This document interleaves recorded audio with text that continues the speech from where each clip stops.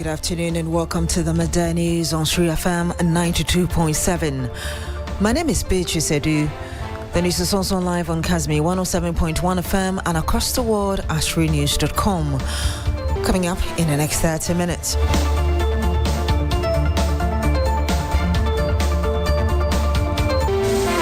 U.S. Immigration Court grants Ken Ofori-Atta extended legal stay as question over his extradition is thrown into limbo.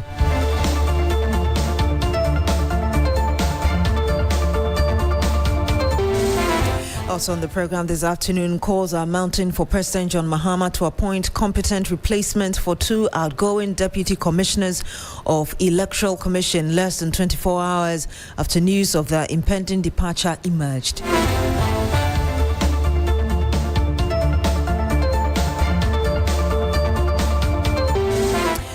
Later on the program, IGP cyber vetting and enforcement team arrests 39-year-old taxi driver Michael Mensah for the alleged murder of level 200 UCC student Innocentia Avino.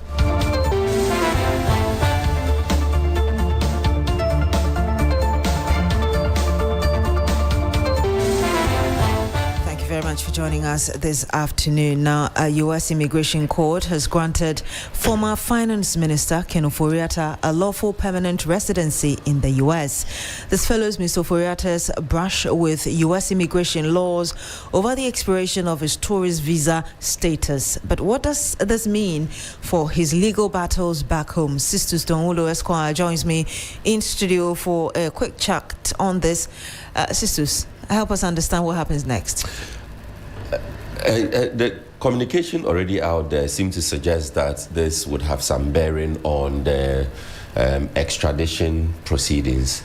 Well, the information we have and what we know so far is that this merely resolves a residency permit issue which Mr. Ofori-Atta had with U.S. authorities, and in no way has any bearings whatsoever on the extradition processes that are still ongoing. You recall that he was picked up early January for what they said was an expiration of his tourist visa, and so it had expired in late 2025, and so early January he was picked up and he was kept in detention for about 3 months, released somewhere in April, and the processes had been ongoing since then. So what has happened, and this happened on the 15th of this month, was merely a regularization of the processes. His defense counsel had argued in the immigration court that what was happening in Ghana amounted to a witch hunt. Also, you recall that is an argument that has been made over and over and over, even in the media interactions that we have had on this particular case. And so the court is merely granting Mr. Ken Ofori-Atta permanent residence to reside in the United States of America. It does not mean the extradition will not happen again. That is a separate legal process that will be followed. And I'm sure that it is still ongoing. Again, it does not mean that it is citizenship that has been granted him. So those are the things that the clarity we need to bring to what happened. I've seen court cards, obviously not from us, but indicating that the extradition case has been halted. What you're telling us in the submission you've just made is that this has no bearing whatsoever on any case leveled against him whilst he remains in the U.S. At all. The other thing we should use to buttress this is that this was handled by immigration courts. But the extradition process is a Department of Justice proceedings or processes that will be followed through with. And so the two of them are separate legal processes. Neither of them have a bearing on the other. It's a point that we must emphasize. The U.S. merely said that your welcome into our country was overstayed. You overstayed your welcome. Please, we are putting you in detention whilst you work out the processes. His lawyers went to court, and the court could deny him or approve of his stay. And eventually they approved of his stay. Now, on the other hand, Ghana says that this is our former finance minister. He has questions to answer in his management of the economy. And he has left Ghana and he's residing in the US. Based on our common or mutual agreement that if somebody commits a criminal offense and is in your country, you will allow us to bring back the person into our country for prosecution. Based on that agreement, allow Mr. Ken Ofori-Atta to come back into Ghana to come and face the legal processes for whatever offense he may or may not have committed.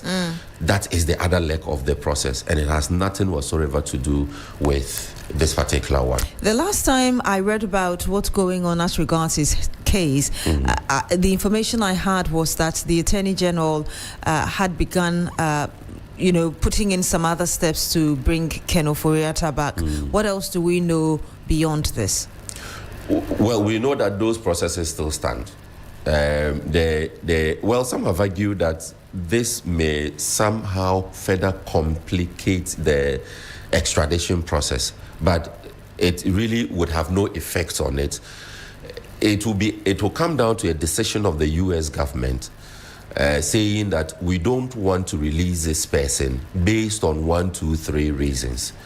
And the court may also have to come in to say that, look, the man has argued, and that argument has been upheld, that he may not face justice if he's brought back into Ghana. And so we don't think we want to release him to you. But that will be a different leg of the conversation. As it stands now, what we know is that the permanent residency status that has been granted him has no bearing on the extradition processes. What we also know is that the extradition processes will continue unabated.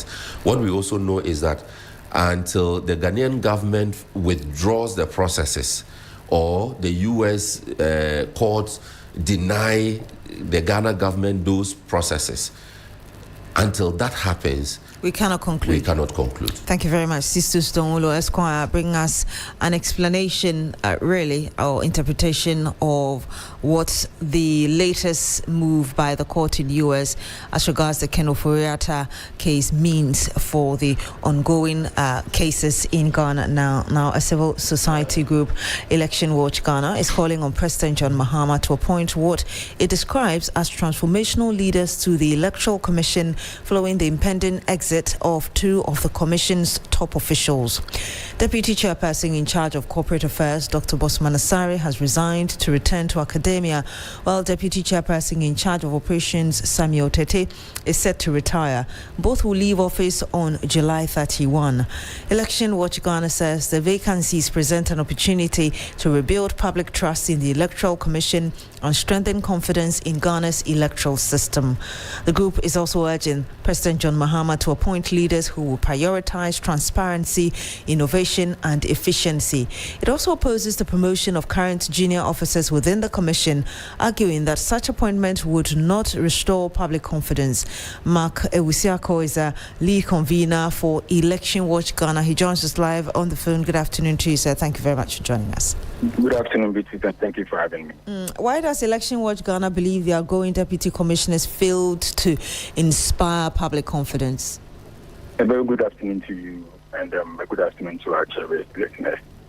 I think that we have taken notice, just as our statement indicates, the resignation and retirement of 2 officers of the Electoral Commission. But there is one thing the Information Minister failed to address the people of Ghana, which is there was one other man called Mr. Banubiu who was in charge of electoral services, and he was on retirement.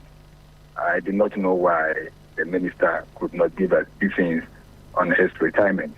This tells that the vacuum created at the Electoral Commission is not just one person who is Mr. Tete, who is going on retirement, but there are 2 individuals, and so we expect that the government comes back to address the good people of Ghana on that. However, we also what happened in the previous administration or previous leadership of the Electoral Commission.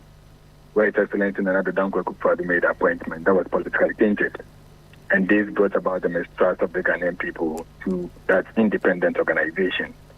And this is for which reason we are cautioning or urging President Mahama to look at appointing transformational leadership who would bring about transparency, prioritize innovation, and enhance efficiency so that we do not go back to the previous times where we lost credibility and trust in the election management body. We are prioritizing or talking about innovation because political parties are able to employ or get sophisticated IT equipment to coordinate and collate their results in real time. Media houses are able to also put together their data as provisional results and make them public or known to the Ghanaian public in real time. And it's unfortunate that the Electoral Commission is unable to give the Ghanaian people in real time their data that they have collated. So you obviously were not impressed with the work of the exiting commissioners, but what specific qualities are you looking for beyond what you've just told us? Okay, so beyond what we have told you, in fact, we need to enforce and ensure that political parties adhere to the code of conduct and then the political manual that we all use. Unfortunately, this commission did not see to it that political parties adhere to the political act, which includes submission of their annual report. This commission could not see to it that political parties were able to do that. And so we expect that whoever is appointed or the new crop of leadership would be transformative enough and ensure that there is strict accountability and adherence to the political parties. One important thing in any organization is continuity. Why are you opposing the promotion of junior commissioners or junior individuals who could be in the position of being promoted to commissioners? Why are you opposing their promotion? Again, this is not new in our governance system. Madam Jane Mensah and the Bosman were not part of the Electoral Commission until their appointment. We have also witnessed the actions of some of the deputies, which we expected that they could have helped its current officers, which is Madam Jane Mensah and Eric Bosman, to enforce, or in other words, to improve the credibility that the Ghanaian people have for the commission. Unfortunately, they could not do that. And so we do not see any reason why they should be given any opportunity to head such independent organizations. They can remain where they are while the president look out for an independent person who will not be politically tainted. Do you have any profile? Do you have any profile or individual in mind, even as the government begins the search for new commissioners? Well, it lies in the prerogative of the president, who he deems fit. And we, as we speak, are not mentioning any name. But whoever the president is appointing, we expect the person should not be politically affiliated to any political party, especially the NDC, so that we do not go back to history what the former president did. Thank you very much, Mr. Usiako, for speaking to us. I'm always grateful. Maka Usiako is lead convener for Election Watch Ghana. The Ghana Police Service has arrested suspect Michael Mensah, aged 39, for the murder of Innocentia Avinu. The suspect was arrested by the RGP Cyber Vetting and Enforcement Team on 15th June 2026, that's just yesterday, at around 7:15 p.m. at the Pedu Lorry Station, Cape Coast, following sustained intelligence-led operations. Preliminary investigation has revealed that the 11th June 2026, actually on 11th June 2026, at about 6:48 p.m., the suspect, who claims to be a teacher by profession but also works as a driver, picked the deceased from Ayensu Plaza within the University of Cape Coast, a hostel enclave, and took her to Hatchland Beach, where she was last seen. Investigations continue, and any further development will be duly communicated. And that came from a communication earlier from the police service. Now, the Ghana Education Service has interdicted a teacher of Bole Senior High School in the Savannah region following allegations of sexual misconduct involving a student. In a statement issued today, the GES said it had become aware of a video circulating on social media that allegedly depicts inappropriate conduct between the teacher and the student.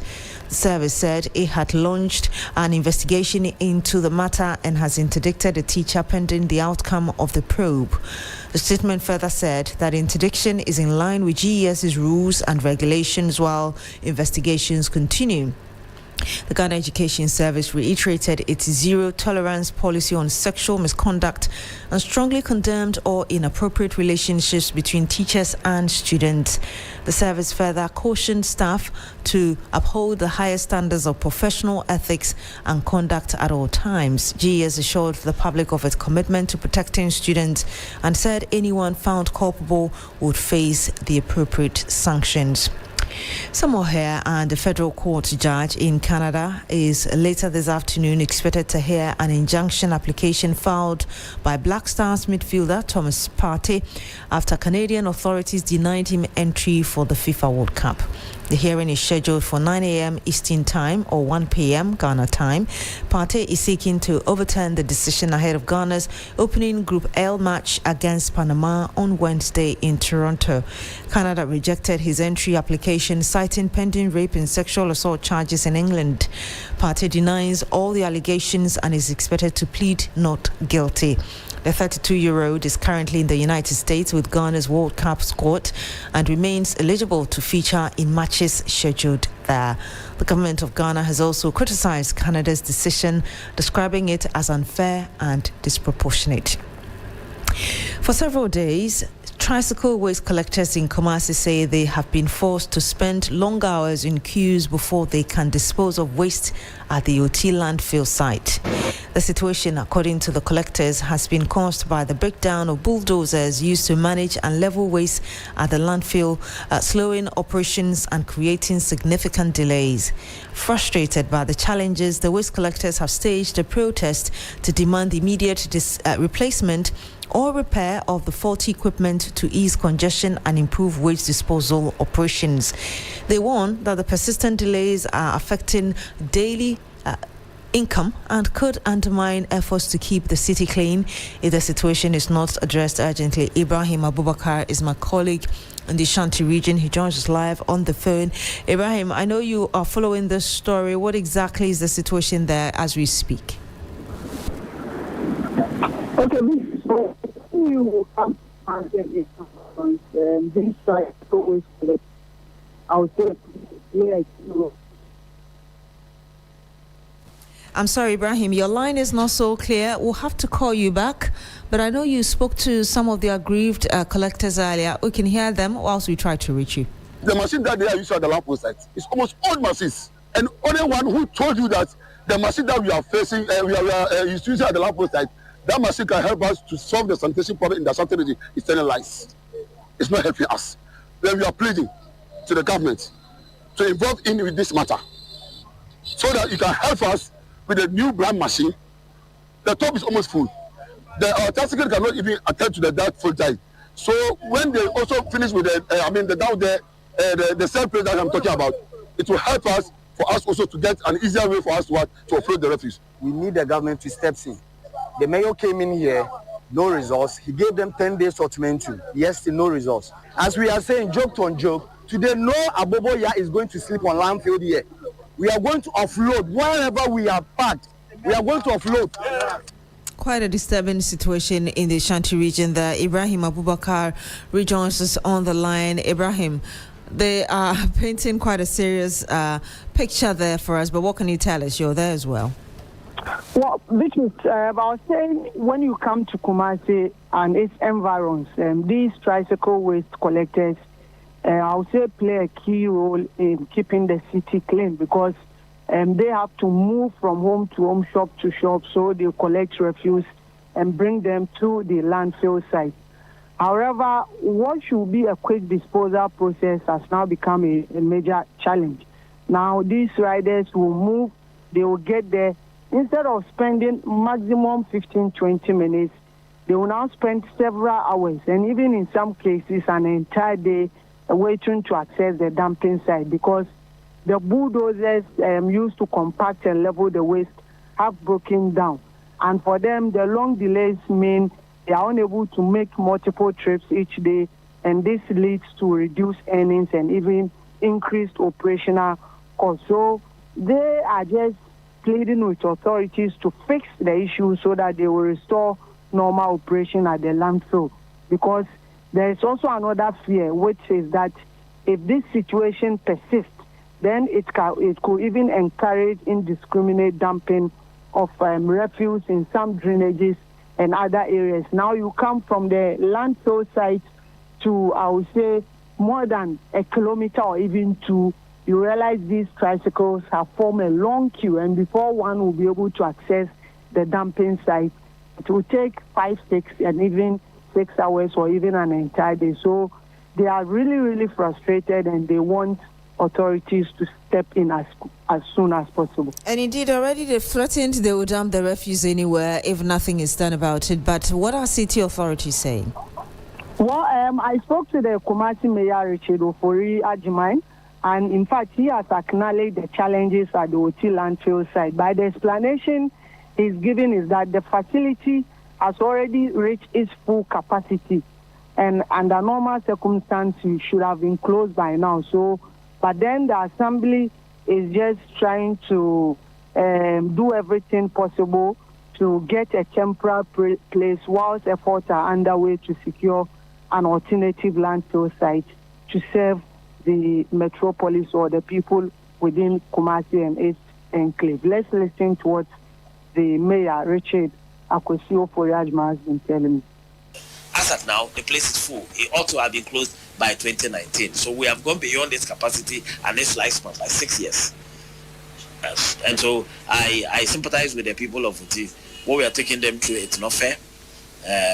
We're only pleading with them that we have not forgotten about them. We are working so hard around the clock to make sure that we find a solution, relocate it, and then we can bring some sanity to the place. And you heard Richard Ajiman, he's the mayor of Kumasi in the Ashanti region. Ibrahim Abubakar, hopefully is still on the line with us. How are residents reacting to this?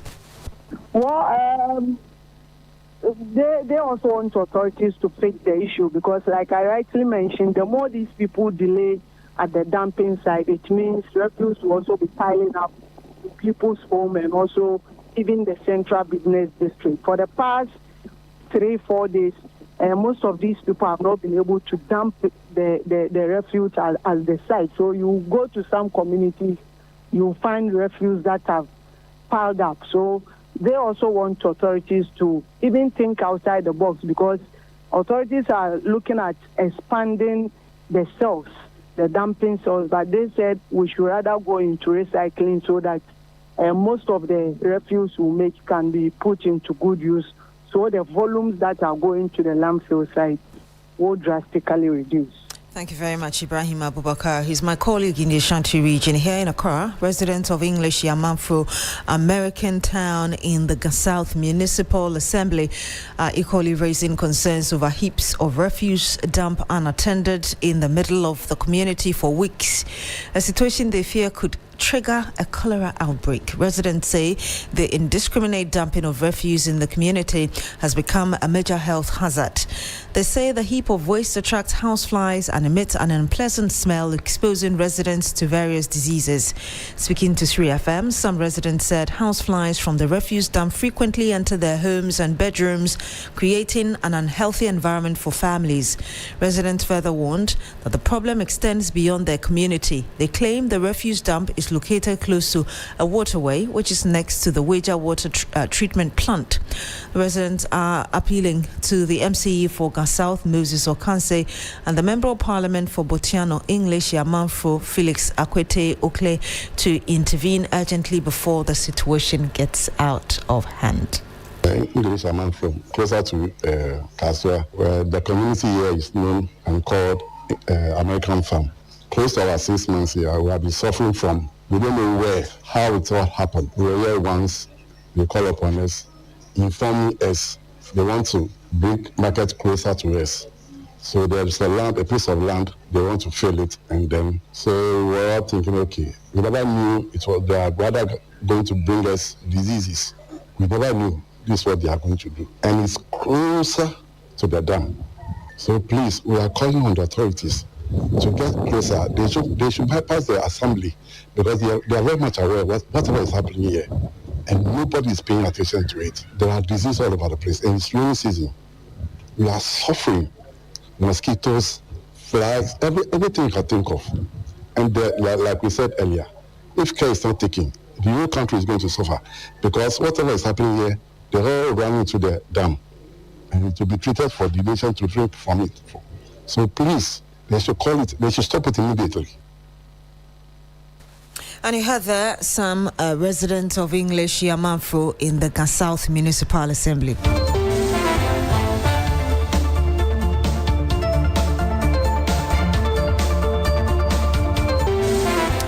Now, the minority on the Defense and Interior Committee Parliament has rejected claims that the contractor working on the Afari Military Hospital is owed $85 million, stating that the true amount owed the contractor is only $500,000.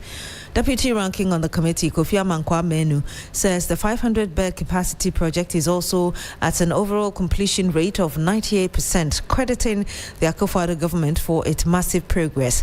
He contends that $85 million claims are only an attempt to abuse public purse, vowing the minority's readiness to block any such payment.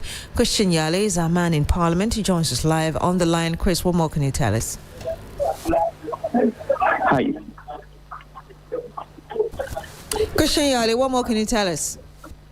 Yeah, so this is basically a fallout from a post the Deputy Defense Minister, Brother Jemfi, had made earlier, indicating that the contractor is demanding payment of some $85 million to be able to complete the project. What it suggests then is that there is a balance that must be given him. Now, the minority on the Defense and Interior Committee is rejecting that claim, indicating that the work that the previous administration has done or did before, handing over power to the current government, the completion rate was at 98% as of January 2025, that we have just 2% left. So one, they are calling on government to ensure the completion of the remaining 2% of works. Again, the main substance or the mainstay of the conference was to address the matter of the debt. Now, they are saying that the contractor is owed only $500,000 and not $85 million. Now, what they see is that government is just making a use of the hospital as a conduit to siphon some $85 million or to embezzle such amount, and they are going to resist such and will ensure that there is that transparency. And so that was basically what the pressure was seeking to do. Now, just somewhere last week, that the minority had wanted to go to undertake an inspection of the facility, which resulted in a scuffle or confrontation with a military officer who was at post at the hospital. And so we hope to see how this is going to be and whether we would have the Deputy Defense Minister also come to defend his claim or respond to what the minority is saying. Thank you very much, Christian Yale, a man in Parliament. President John Mahama has announced the 100 million seed money for the operationalization of the National Research Fund, a dream of late President John Evans Atta Mills. The fund is aimed at supporting innovative research initiatives that address national priorities, enhance scientific capacity, and contribute to sustainable development across all sectors of the economy.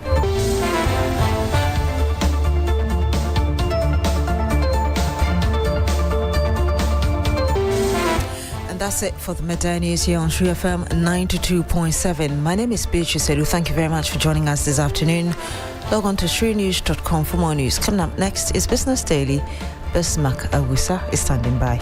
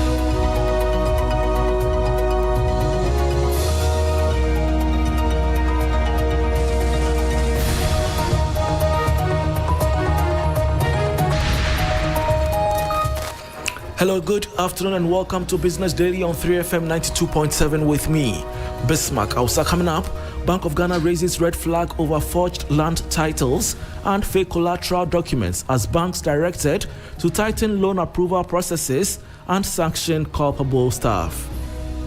Properties have been pledged in some instances without the knowledge of legitimate owners. Ownership documents have been forged and consent letters have been falsified. The implications are very severe.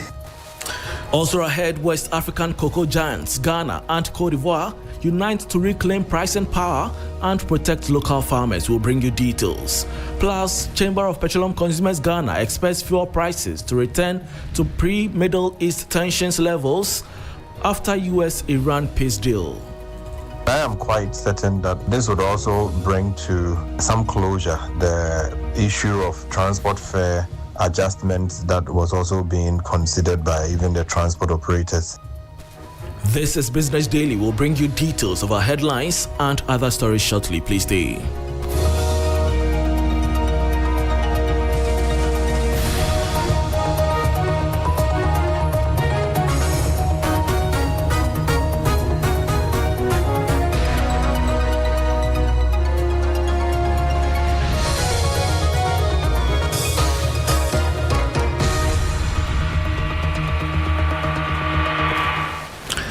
Thanks for your company. Now to our very first story. The Bank of Ghana has warned commercial banks to strengthen verification procedures after uncovering growing cases of forged land title documents, falsified consent letters, and unauthorized use of properties as collateral for loans. Speaking at a post-130th MPC engagement with heads of banks, Governor Dr. Johnson Isiama says the trend poses serious risks to loan recovery, weakens bank balance sheets, and threatens public confidence in the financial sector, urging bank executives to take decisive action against staff found complicit in such practices.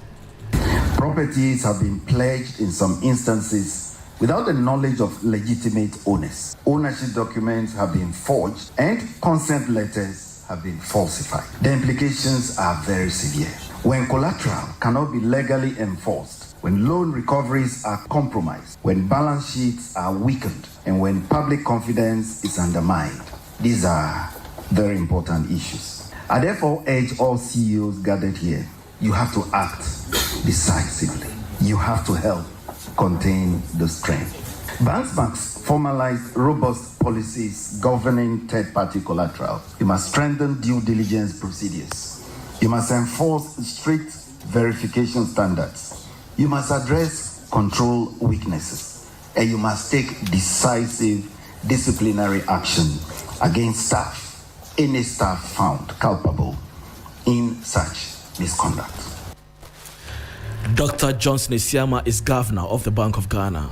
Now, the world's largest cocoa producers are moving from a defensive stance to actively shaping the global chocolate market. At the 7th Steering Committee meeting of the Cote d'Ivoire Ghana Cocoa Initiative held in Abidjan, Ghana's Finance Minister Dr. Kasiel Atuforsen called for a fundamental strategic transformation of the industry to secure a fairer share of the global value chain. The following 3 Business News Desk report has the details. Together, Ghana and Cote d'Ivoire control nearly 2/3 of the global raw cocoa supply. Despite this massive market dominance, both economies have historically captured only a tiny fraction of the billions of dollars generated by multinational chocolate brands and processors. Ghana's Finance Minister, Dr. Kasiel Atuforsen, emphasized that deeper systematic policy coordination between Accra and Abidjan is no longer optional. It is a macroeconomic necessity to safeguard their respective nations against severe price volatility and production shocks. The reform agenda explicitly targets long-term supply threats, including devastating disease outbreaks like swollen shoots, severe climate disruptions, and the localized damage of illegal mining on fertile land. Leaders from both sides are pushing to move aggressively past raw bean exports into localized processing, stricter price harmonization, and unified bargaining positions.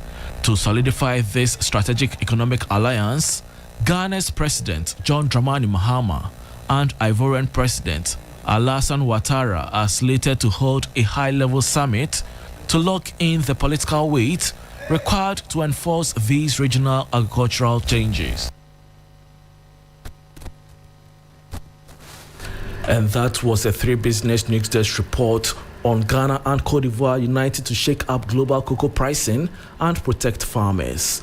Moving on, the Chamber of Petroleum Consumers Ghana, COPEC, says fuel prices are expected to return to levels seen before the recent Middle East conflict following a peace agreement between the United States and Iran. Executive Secretary of COPEC Ghana, Duncan Amoah, added that the development is likely to ease concerns over a possible increase in transport fares after recent fuel price hikes. Global crude prices surged above $100 a barrel during the conflict amid fears of disruptions to oil supplies from the Middle East. But prices have since fallen to the low $80 range after Washington and Tehran reached a peace agreement. COPEC says the decline in crude prices could trigger significant reductions at the pumps in the next pricing window, potentially reversing increases recorded during the conflict.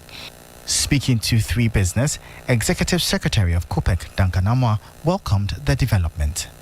There is actually a lot of relief reading that the United States, Iran, have come to some peace deal, one that immediately halts all forms of hostilities and again opens the Strait of Hormuz for global oil cargo supply to us to begin from the levels that they were pre-war levels. Duncan Amoah says consumers could soon benefit from lower fuel prices, easing pressure on household budgets and reducing the likelihood of transport fare increases.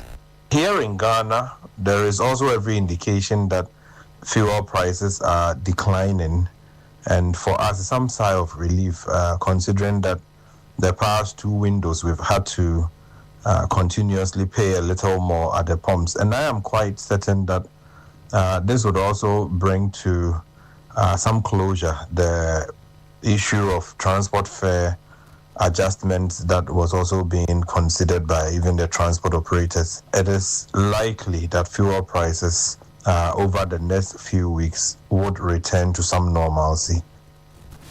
And that was a report on COPEC expecting fuel prices to return to pre-Middle East tension levels after US-Iran peace deal.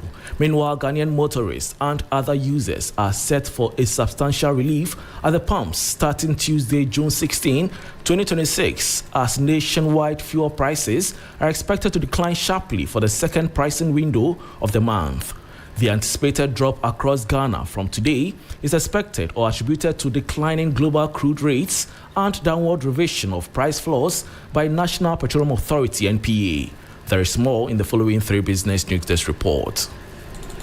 Chamber of Oil Marketing Companies, COMAC, projects petrol to lead the decline with a steep reduction of up to 9.31%, potentially bringing the retail price down to about 14 cedis 72 pesos per litre. Diesel is projected to hover around 17 cedis 2 pesos per litre, while LPG prices will ease marginally to approximately 17 cedis 20 pesos per kilogram. This consumer cushion is further supported by the National Petroleum Authority (NPA), which has slashed the official price floors to 13 cedis 39 pesos for petrol and 15 cedis 11 pesos for diesel. Industry watchers attribute the downward trend to 12% plunge in international crude oil prices, driven by weaker Chinese imports and high U.S. exports. 3 Business notes that the pump relief could have been even more significant if not for a 2.45% depreciation of the cedi against the dollar during the review period.